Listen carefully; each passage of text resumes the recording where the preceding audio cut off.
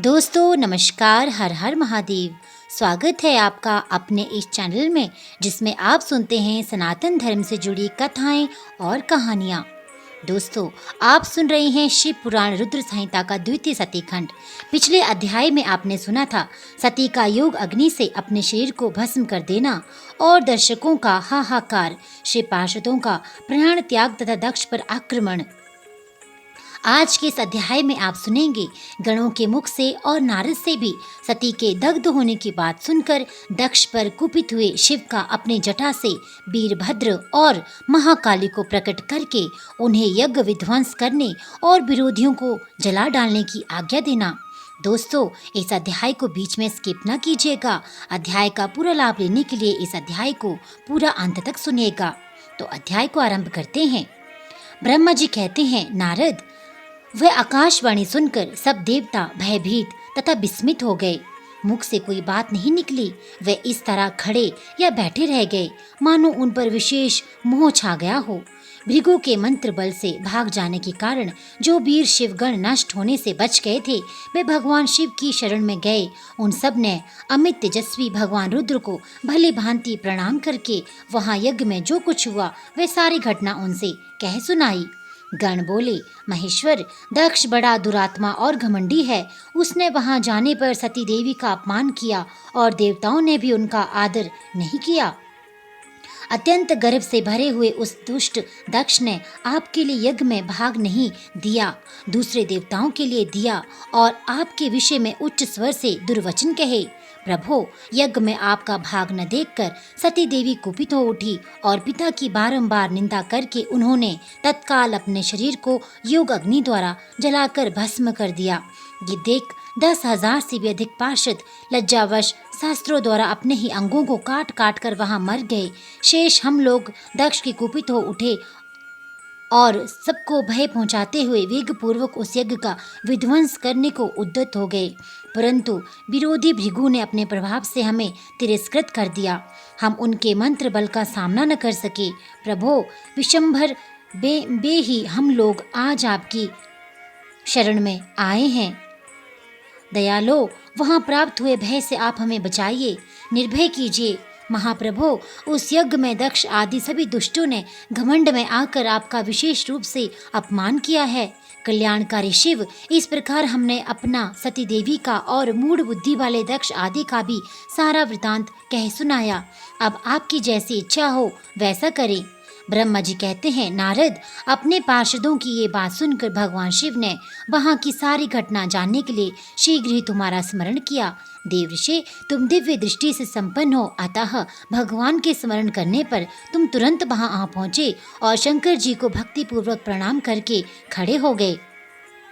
स्वामी शिव ने तुम्हारी प्रशंसा करके तुमसे दक्ष यज्ञ में गई हुई सती का समाचार तथा दूसरी घटनाओं को पूछा। तात, शंभु के पूछने पर शिव में मन लगाए रखने वाले तुमने शीघ्र ये सारा वृतांत कह सुनाया जो दक्ष यज्ञ में घटित हुआ था।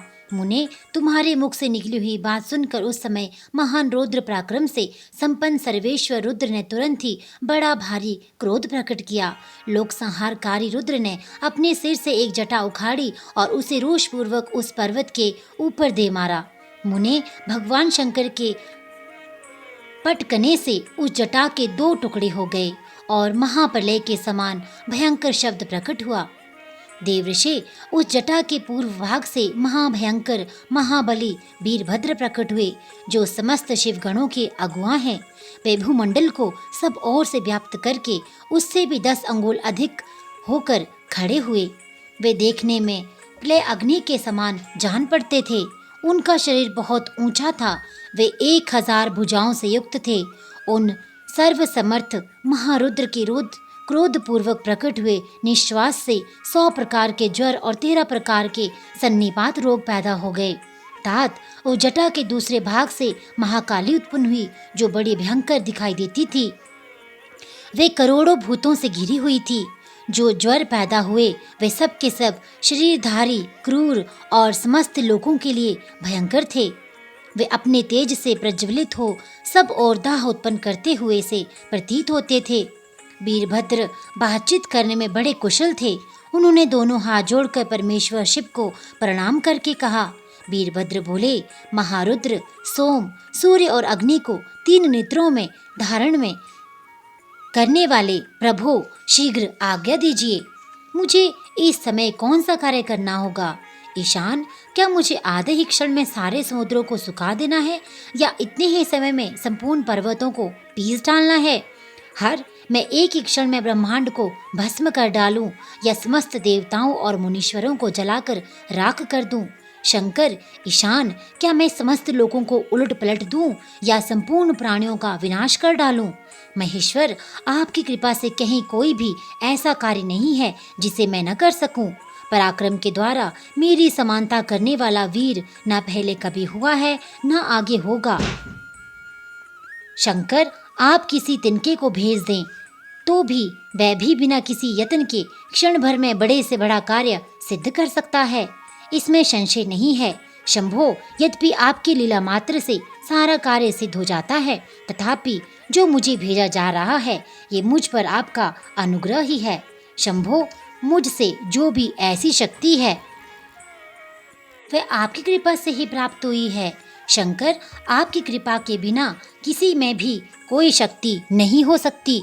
वास्तव में आपकी आज्ञा के बिना कोई तिनके आदि को भी हिलाने में समर्थ नहीं है, ये निसंदेह कहा जा सकता है। महादेव, मैं आपके चरणों में बारंबार प्रणाम करता हूँ। हर आप अपने अभिष्ट कार्य की सिद्धि के लिए आज मुझे शीघ्र भेजिए।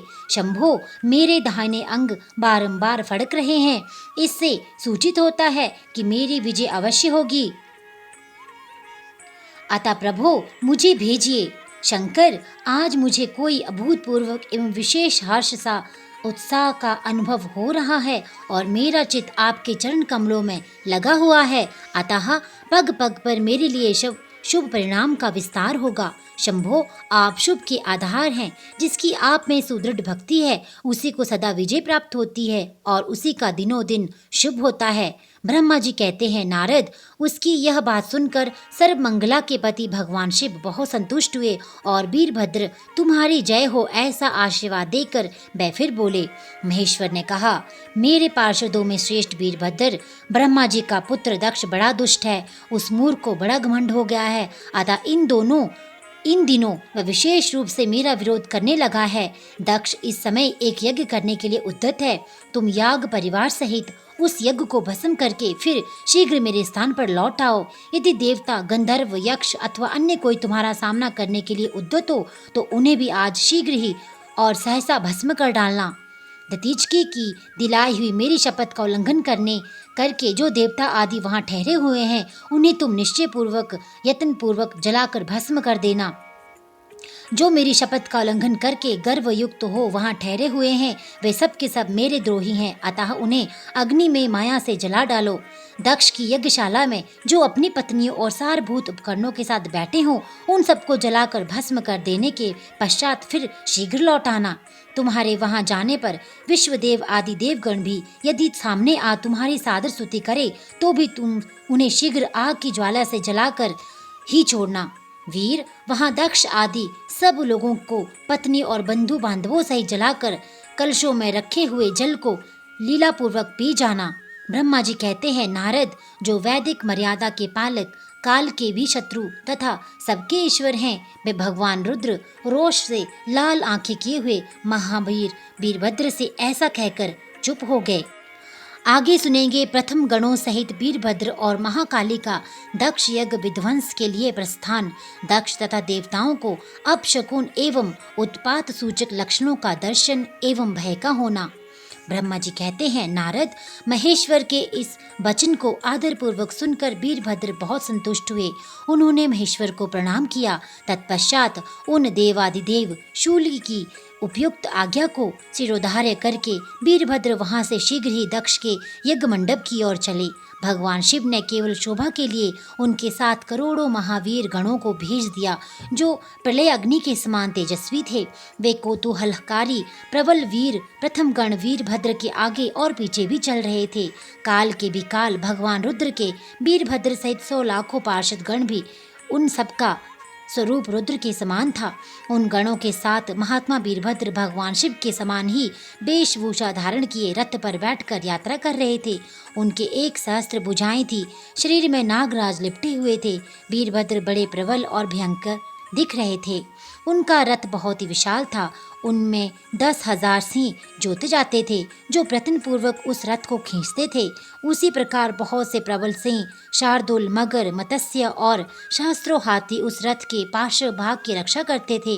काली, कात्यायनी, ईशानी, चामुंडा, मुंडमर्दिनी, भद्रकाली, भद्रा, त्वरिता तथा वैष्णवी इन 9 दुर्गाओं के साथ तथा समस्त भूत गणों के साथ महाकाली दक्ष का विनाश करने के लिए चली। डाकिनी, शाकिनी, भूत, प्रमथ, गुहाक, कुष्मांड, परपट, चटक, ब्रह्म राक्षस, भैरव तथा क्षेत्रपाल आदि ये सभी वीर भगवान शिव की आज्ञा का पालन एवं दक्ष के यज्ञ का विनाश करने के लिए तुरंत चल दिए। इनके सिवा 64 गणों के साथ योगिनियों का मंडल भी सहसा कुपित हो दक्ष यज्ञ का विनाश करने के लिए वहां से प्रस्थित हुआ। इस प्रकार कोटि कोटि गण एवं विभिन्न प्रकार के गणाधीश वीरभद्र के साथ चले। उस समय भेड़ियों की गंभीर ध्वनि होने लगी, नाना प्रकार के शब्द करने वाले शंख बज उठे, भिन्न भिन्न प्रकार की सींगे बजने लगी। महामुने, सेना सहित वीरभद्र की यात्रा के समय वहाँ बहुत से सुखद शकुन होने लगे। इस प्रकार सब प्रमथ गणों के साथ वीरभद्र ने प्रस्थान किया। तब उधर दक्ष तथा देवताओं को बहुत से अशुभ लक्षण दिखाई देने लगे। देवऋषि यज्ञ विध्वंस की सूचना देने वाले त्रिभुज उत्पात प्रकट होने लगे। दक्ष की बाईं आंख, बाईं भुजा और बाईं जांघ फड़फड़ाने लगी। तात वाम अंगों का फड़फड़ाना सर्वथा अशुभ सूचक था और नाना प्रकार के कष्ट मिलने की सूचना दे रहा था। उस समय दक्ष की यज्ञशाला में धरती डोलने लगी। दक्ष को दोपहर के समय दिन में ही अद्भुत तारे दिखने लगे। दिशाएं मलिन हो गई। सूर्यमंडल चितकबरा दिखने लगा। उस पर हजारों घेरे पड़ गए, जिससे वह भयंकर जान पड़ता था। बिजली और अग्नि के समान दीप्तिमान तारे टूट टूट कर गिरने लगे और भी बहुत से भयानक अपशगुन होने लगे। इसी बीच में वहां आकाशवाणी प्रकट हुई, जो संपूर्ण देवताओं और विशेषता दक्ष को बहुत सी बातें सुनाने लगी। आकाशवाणी बोली, ओ दक्ष, आज तेरे जन्म को धिक्कार है। तू महामूढ़ और पापात्मा है। भगवान की और से आज तुम्हें महान दुख प्राप्त होगा, जो किसी तरह टल नहीं सकता। अब यहाँ तेरा हाहाकार भी सुनाई नहीं देगा। जो मूढ़ देवता आदि तेरे यज्ञ में स्थित है, उनको भी महान दुख होगा, इसमें संशय नहीं है। ब्रह्मा जी कहते हैं, मुने, आकाशवाणी की ये बात सुनकर और पूर्वोक्त अशुभ सूचक लक्षणों को देखकर दक्ष तथा दूसरे देवता आदि को भी अत्यंत भय प्राप्त हुआ। उस समय दक्ष मन ही मन अत्यंत व्याकुल हो कांपने लगे और अपने प्रभु लक्ष्मीपति भगवान विष्णु की शरण में गए। वे भय से अधीर हो बेसुध हो रहे थे। उन्होंने स्वजन वत्सल देवादिदेव भगवान विष्णु को प्रणाम किया और उनकी स्तुति करके कहा। आगे सुनिए दक्ष के यज्ञ की रक्षा के लिए भगवान विष्णु से प्रार्थना। भगवान का शिवद्रोह जनित संकट को टालने में अपनी असमर्थता बताते हुए दक्ष को समझाना तथा सेना सहित वीरभद्र का आगमन। दक्ष बोले, देव देव हरे विष्णु, दीन बंधु कृपा निधे, आपको मेरी और मेरे यज्ञ की रक्षा करनी चाहिए। प्रभु, आप ही यज्ञ के रक्षक हैं। यज्ञ ही आपका कर्म है और आप यज्ञ स्वरूप हैं। आपको ऐसी कृपा करनी चाहिए जिससे यज्ञ का विनाश न हो। ब्रह्मा जी कहते हैं, मुनीश्वर, इस तरह अनेक प्रकार से सादर प्रार्थना करके दक्ष भगवान श्री हरि के चरणों में गिर पड़े। उनका चित्त भय से व्याकुल हो रहा था। तब जिनके मन में घबराहट आ गई थी, उन प्रजापति दक्ष को उठाकर और उनकी पूर्वोक्त बात सुनकर भगवान विष्णु ने देवादिदेव शिव का स्मरण किया। अपने प्रभु एवं महान ऐश्वर्य से युक्त परमेश्वर शिव का स्मरण करके शिव तत्व के ज्ञाता श्री हरि दक्ष को समझाते हुए बोले। श्री हरि ने कहा, दक्ष, मैं तुमसे सत्व तत्व की बात बता रहा हूँ। तुम मेरी बात ध्यान देकर सुनो। मेरा ये वचन तुम्हारे लिए सर्वथा हितकर तथा महामंत्र के समान सुखदायक होगा। दक्ष, तुम्हें तत्व का ज्ञान नहीं है, इसलिए तुमने सबके अधिपति परमात्मा शंकर की अवहेलना की है।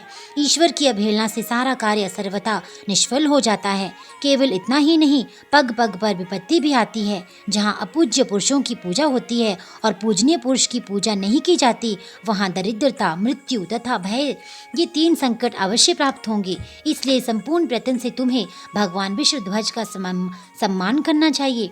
महेश्वर का अपमान करने से ही तुम्हारे ऊपर महान भय उपस्थित हुआ है। हम सब लोग प्रभु होते हुए भी आज तुम्हारी दुर्नीति के कारण जो संकट आया है उसे टालने में असमर्थ हैं। ये मैं तुमसे सच्ची बात कहता हूँ। ब्रह्मा जी कहते हैं, नारद, भगवान विष्णु का ये वचन सुनकर दक्ष चिंता में डूब गए। उनके चेहरे का रंग उड़ गया और वे चुपचाप पृथ्वी पर खड़े रह गए। इसी समय भगवान रुद्र के भेजे हुए गणनायक वीरभद्र अपनी सेना के साथ यज्ञ स्थल में जा पहुंचे। वे सब के सब बड़े शूरवीर, निर्भय तथा रुद्र के समान ही पराक्रमी थे। भगवान शंकर की आज्ञा से आए हुए उन गणों की गणना असंभव थी। वे वीर शिरोमणि रुद्र सैनिक जोर जोर से सहनाद करने लगे। उनके उस महानाद से तीनों लोग गूंज उठे।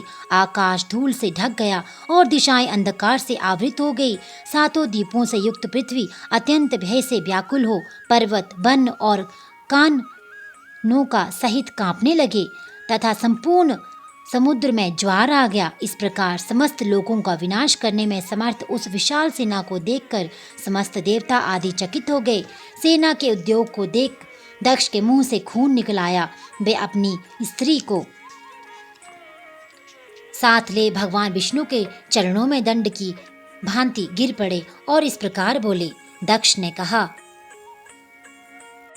विष्णु महाप्रभु, आपके बल से ही मैंने इस महान यज्ञ का आरंभ किया है। सत्कर्म की सिद्धि के लिए आप ही प्रमाण माने गए हैं। विष्णु, आप कर्मों के साक्षी तथा यज्ञों के प्रतिपालक हैं। महाप्रभु, आप वेदोक्त धर्म तथा ब्रह्मा जी के रक्षक हैं। अतः प्रभु, आपको मेरे इस यज्ञ की रक्षा करनी चाहिए क्योंकि आप सबके प्रभु हैं। ब्रह्मा जी कहते हैं, दक्ष की अत्यंत दीनतापूर्ण बात सुनकर भगवान विष्णु उस समय शिव तत्व से विमुख हुए दक्ष को समझाने के लिए इस प्रकार बोले। श्री विष्णु ने कहा, दक्ष, इसमें संदेह नहीं है कि मुझे तुम्हारे यज्ञ की रक्षा करनी चाहिए क्योंकि धर्म परिपालन विषयक है। जो मेरी सत्य प्रतिज्ञा है वह सर्वत्र विख्यात है। परंतु दक्ष, मैं जो कुछ कहता हूँ उसे तुम सुनो। इस समय अपनी क्रूरतापूर्ण बुद्धि को त्याग दो। देवताओं के क्षेत्र नैमिषारण्य में जो अद्भुत घटना घटित हुई है उसका तुम्हें स्मरण नहीं हो रहा है। क्या तुम अपनी कुबुद्धि के कारण उसे भूल गए हो?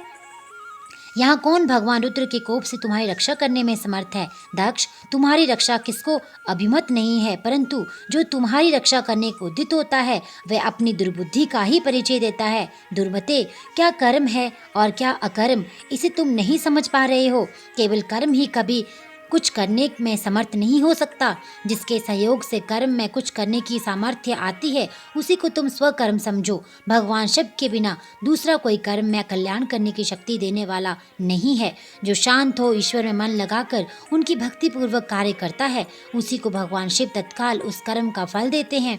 जो मनुष्य केवल ज्ञान का सहारा ले अनिश्वरवादी हो जाते हैं तथा ईश्वर को नहीं मानते, वे शतकोटि कल्पों तक नरक में पड़े रहते हैं। फिर वे कर्म पाश में बंधे हुए जीव प्रत्येक जन्म में नरकों की यातना भोगते हैं क्योंकि वे केवल सकाम कर्म में के ही स्वरूप का आश्रय लेते हैं। ये शत्रुमर्दन वीरभद्र जो यज्ञशाला के आंगन में आ पहुंचे हैं, भगवान रुद्र की क्रोध अग्नि से प्रकट हुए हैं। इस समय समस्त रुद्र गणों के नायक यही हैं। ये हम लोगों के विनाश के लिए आए हैं, इसमें संशय नहीं है। कोई भी कार्य क्यों न हो, वस्तुतः इनके लिए कुछ भी अशक्य है ही नहीं। ये महान सामर्थ्यशाली वीरभद्र सब देवताओं को अवश्य जलाकर ही शांत होंगे, इसमें संशय नहीं जान पड़ता। मैं भ्रम से महादेव जी की शपथ का उल्लंघन करके जो यहाँ ठहरा रहा उसके कारण तुम्हारे साथ मुझे भी इस कष्ट का सामना करना ही पड़ेगा। भगवान विष्णु इस प्रकार कह ही रहे थे कि वीरभद्र के साथ शिव गणों की सेना का समुद्र उमड़ आया। समस्त देवता आदि ने उसे देखा। आगे सुनिए देवताओं का पलायन। इंद्र आदि के पूछने पर बृहस्पति का रुद्रदेव की अजेयता बताना, वीरभद्र का देवताओं को युद्ध के लिए ललकारना, श्री विष्णु और वीरभद्र की बातचीत तथा विष्णु आदि का अपने लोक में जाना एवं दक्ष और यज्ञ का विनाश करके वीरभद्र का कैलाश को लौटना। ब्रह्मा जी कहते हैं, नारद, उस समय देवताओं के साथ शिव गणों का घोर युद्ध आरंभ हो गया। उसमें सारे देवता पराजित हुए और भागने लगे। वे एक दूसरे का साथ छोड़कर स्वर्ग लोक में चले गए। उस समय केवल महाबली इंद्र आदि लोकपाल ही उस दारुण संग्राम में धैर्य धारण करके उत्सुकतापूर्वक खड़े रहे। तदनंतर इंद्र आदि सब देवता मिलकर उस समरांगण में बृहस्पति जी को विनीत भाव से नमस्कार करके पूछने लगे, लोकपाल बोले, गुरुदेव बृहस्पति, तात महाप्राज्ञ दयानिधि, शीघ्र बताइए, हम जानना चाहते हैं कि हमारी विजय कैसे होगी। उनकी ये बात सुनकर बृहस्पति ने प्रयत्न पूर्वक भगवान शंभु का स्मरण किया और ज्ञान दुर्बल महेंद्र से कहा। बृहस्पति बोले, इंद्र, भगवान विष्णु ने पहले जो कुछ कहा था वह सब इस समय घटित हो गया है। मैं उसी को स्पष्ट कर रहा हूँ, सावधान होकर सुनो। समस्त कर्मों का फल देने वाला जो कोई ईश्वर है वह कर्ता का ही आश्रय लेता है।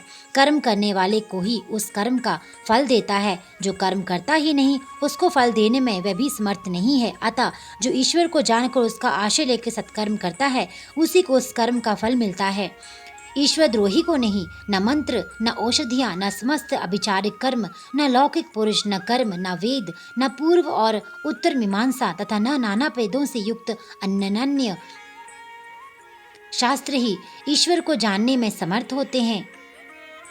ऐसा प्राचीन विद्वानों का कथन है। अनन्य शरण भक्तों को छोड़कर दूसरे लोग संपूर्ण वेदों का 10,000 बार स्वाध्याय करके भी महेश्वर को भली भांति नहीं जान सकते। ये महाश्रुति का कथन है। अवश्य भगवान शिव के अनुग्रह से ही सर्वथा शांत, निर्विकार एवं उत्तम दृष्टि से सदाशिव के तत्व का साक्षात्कार हो सकता है। सुरेश्वर, क्या कर्तव्य है और क्या अकर्तव्य, इसका विवेचन करना अभिष्ट होने पर भी मैं जो इसमें सिद्धि का उत्तम अंश है उसी का प्रतिपादन करूंगा। तुम अपने हित के लिए उसे ध्यान देकर सुनो। इंद्र, तुम लोकपालों के साथ आज नादान बनकर दक्ष यज्ञ में आ गए। बताओ तो क्या पराक्रम करोगे। भगवान रुद्र जिनके सहायक हैं, ऐसे ये परम क्रोधी रुद्रगण इस यज्ञ में विघ्न डालने के लिए आए हैं और अपना काम पूरा करेंगे, इसमें संशय नहीं है। मैं सत्य सत्य कहता हूँ कि इस यज्ञ के विघ्न का निवारण करने के लिए वस्तुतः तुम में से किसी के पास भी सर्वथा उपाय नहीं है। बृहस्पति की बात सुनकर वे इंद्र सहित समस्त लोकपाल बड़ी चिंता में पड़ गए। तब महावीर रुद्रगणों से घिरे हुए वीरभद्र ने मन ही मन भगवान शंकर का स्मरण करके इंद्र आदि लोकपालों को डांटा और इसके पश्चात रुद्रगणों के नायक वीरभद्र ने रोष भरकर संपूर्ण देवताओं को तीखे बाणों से घायल कर दिया। उन बाणों की चोट खाकर इंद्र आदि समस्त सुरेश्वर भागते हुए 10 दिशाओं में चले गए। जब लोकपाल चले गए और देवता भाग खड़े हुए, तब वीरभद्र अपने गणों के साथ यज्ञशाला के समीप गए। उस समय वहां विद्वान समस्त ऋषि अत्यंत भयभीत हो परमेश्वर श्री हरि से रक्षा की प्रार्थना करने के लिए सहसा नतमस्तक हो शीघ्र बोले, देव देव, रमानाथ, सर्वेश्वर, महाप्रभो, आप दक्ष की यज्ञ की रक्षा कीजिए। आप ही यज्ञ हैं, इसमें संशय नहीं है। यज्ञ आपका कर्म, रूप और अंग है। आप ये यज्ञ के रक्षक है, अतः दक्ष की रक्षा कीजिए। आपके सिवा दूसरा कोई इसका रक्षक नहीं है। ब्रह्मा जी कहते हैं, नारद, ऋषियों का ये वचन सुनकर मेरे सहित भगवान विष्णु वीरभद्र के साथ युद्ध करने की इच्छा से चले। श्री हरि को युद्ध के लिए उद्यत देख शत्रु मर्दन वीरभद्र जो वीर प्रमथ गणों से घिरे हुए थे, कड़े शब्दों में भगवान विष्णु को डांटने लगे। ब्रह्मा जी कहते हैं, नारद, वीरभद्र की ये बात सुनकर बुद्धिमान देवेश्वर विष्णु महाप्रसन्नता पूर्वक हंसते हुए बोले। श्री विष्णु ने कहा, वीरभद्र, आज तुम्हारे सामने मैं जो कुछ कहता हूँ उसे सुनो। मैं भगवान शंकर का सेवक हूँ। तुम मुझे रुद्रदेव के से विमुख न कहो। दक्ष अज्ञानी है, कर्म कांड में ही इसकी निष्ठा है। इसने मूर्तावश पहले मुझसे बारंबार अपने यज्ञ में चलने के लिए प्रार्थना की थी। मैं भक्त के अधीन ठहरा, इसलिए चला आया। भगवान महेश्वर भी भक्त के अधीन रहते हैं। तात, दक्ष मेरा भक्त है, इसलिए मुझे यहाँ आना पड़ा है। रुद्र के क्रोध से उत्पन्न हुए वीर, तुम रुद्र तेज स्वरूप हो, उत्तम प्रताप के आश्रय हो। मेरी प्रतिज्ञा सुनो, मैं तुम्हें आगे बढ़ने से रोकता हूँ और तुम मुझे रोको। परिणाम वही होगा जो होने वाला होगा। मैं पराक्रम करूँगा। ब्रह्मा जी कहते हैं, नारद, भगवान विष्णु के ऐसा कहने पर महाभाव वीरभद्र हंसकर बोला, आप मेरे प्रभु के प्रिय भक्त हैं, ये जानकर मुझे प्रसन्नता हुई है। इतना कहकर गणनायक वीरभद्र हंस पड़ा और विनय से नतमस्तक हो बड़ी प्रसन्नता पूर्वक के साथ श्री विष्णु देव से कहने लगा। वीरभद्र ने कहा, महाप्रभु, मैंने आपके भाव की परीक्षा के लिए कड़ी बातें कही थी। इस समय यथार्थ बात कहता हूँ, सावधान होकर सुनो। हरे, जैसे शिव हैं वैसे आप हैं, जैसे आप हैं वैसे शिव हैं, ऐसा वेद कहते हैं और वेदों का ये कथन शिव की आज्ञा के अनुसार ही है। रमानाथ, भगवान शिव की आज्ञा से हम सब लोग उनके सेवक ही हैं, तथापि मैंने जो बात कही है वह इस वाद विवाद के अवसर के अनुरूप ही है। आप मेरी हर बात को अपनी आपके प्रति आदर के भाव से ही कही गई समझिए।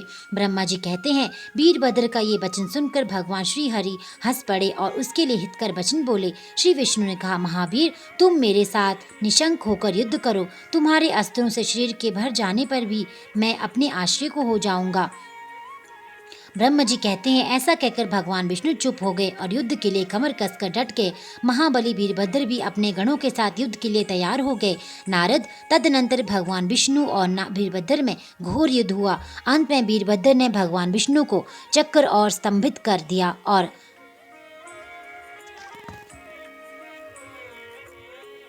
तथा शौंड्रकधनुष के 3 टुकड़े कर डाले। मेरे द्वारा सरस्वती द्वारा बोधित हुए श्री विष्णु ने उस महान गणनायक वीरभद्र को असहा तेज से संपन्न जानकर वहां से अंतर्ध्यान होने का विचार किया।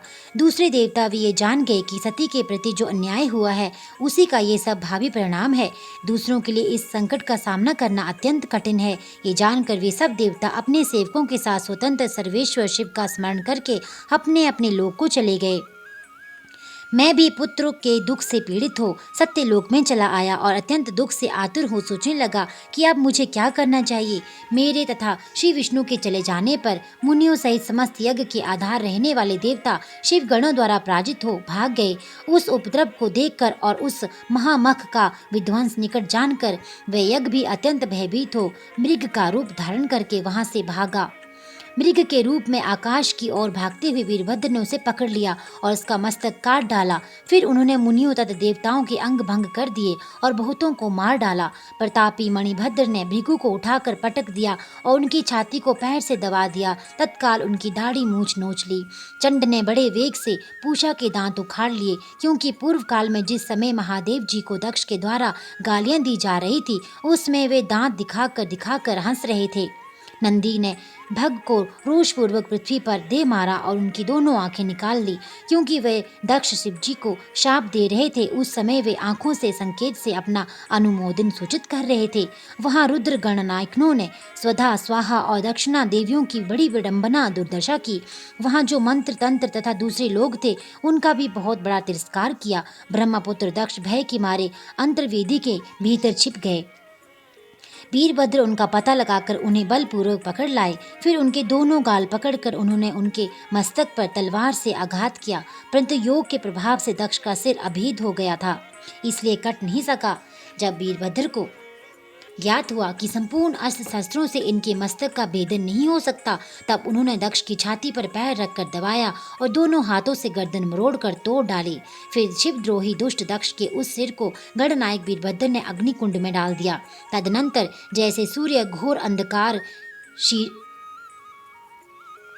अंधकार राशि का नाश करके उदयांचल पर आरूढ़ होते हैं, उसी प्रकार वीरभद्र दक्ष और उनके यज्ञ का विध्वंस करके कृतकार्य हो तुरंत ही वहां से उत्तम कैलाश पर्वत को चले गए। वीरभद्र को काम पूरा करके आया देख परमेश्वर शिव मन ही मन बहुत संतुष्ट हुए और उन्होंने उन्हें वीर प्रमथ गणों का अध्यक्ष बना दिया। तो दोस्तों, इस तरह से वीरभद्र द्वारा दक्ष के यज्ञ को विध्वंस कर दिया गया।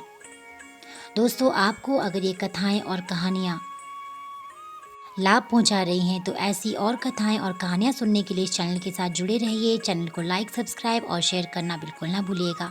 साथ ही साथ अगर आप इस चैनल में नए हैं तो चैनल को सब्सक्राइब कर लीजिए, बेल आइकन के बटन को दबा दीजिए ताकि आपको वीडियो की नोटिफिकेशन मिलती रहे। आपका दिन शुभ हो। हर हर महादेव।